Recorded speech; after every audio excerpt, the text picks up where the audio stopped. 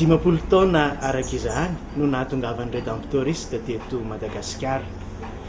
Hosokafana amin'ny fomba ofisialy ny 19 oktobra ho avy izao io fankalazana ny fahadimapolo taona io. Toy izao ny fandaharam-potoana. Ny zoma 14 oktobra no fahatongavana. Ny zoma hariva amin'ny 4 sy sasany eny amin'ny paroasy Masinday Laurent Lasoa no anatanterahana soronamasina amin'io fahatongavana io. Ny sabotsy dia toy izao ny fandaminana amin'ny 9 sy sasany lamesa isaky ny toby izay iantranohan'ireo mpivahiny. Amin'ny 7 kosa dia isy ny carnaval anehoana ny asa izay tanterahan'ny Redemptoriste eto Madagasikara. Ny tolakandro dia isy fanomanam-panahy vavaka no tanterahana amin'izany, ary amin'io ihany koa no anatanterahantsika ny fiarahabebaka izarana ny sakramentan'ny fampihavanana, faranana amin'ny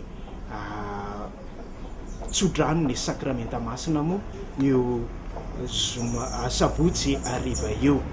Ny alahady dia atomboka amin'ny fanehoana rajavakanto ny tantaran'ny fikambanana sy ny fanehoana rajavakanto ny logo sy ny hymne fahadimapolo taona ny fotoana amin'ny 7 sy fefany no anombohan'izany. Amin'ny 7 kosa dia sorona masina.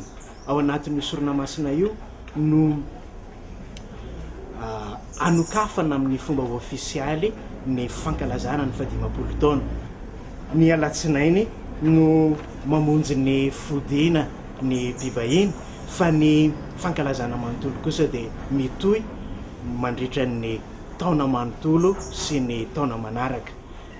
Ny ivon'ny fankalazana moa dia ny 17 oktobra 17 sy 2 izay raha ataontsika ny kajy dia 10 taona katroka mihitsy ny 17 oktobra 1770 amin'io. Ny toerana anatanterahana izany ivon'ny fankalazana izany dia any Vohemar, izay toerana voalohany miasan'ny Redemptoriste misy azy ankehitriny. Dia manentana antsika sahady ary amin'izany fotoana rehetra izany. Eo voalohany indrindra ilay fanokafana atao eo andepona lasora ny 19 oktobra 19 sy 2. Eo ihany koa ny ivon'ny fankalazana 17 oktobra 17 sy 2.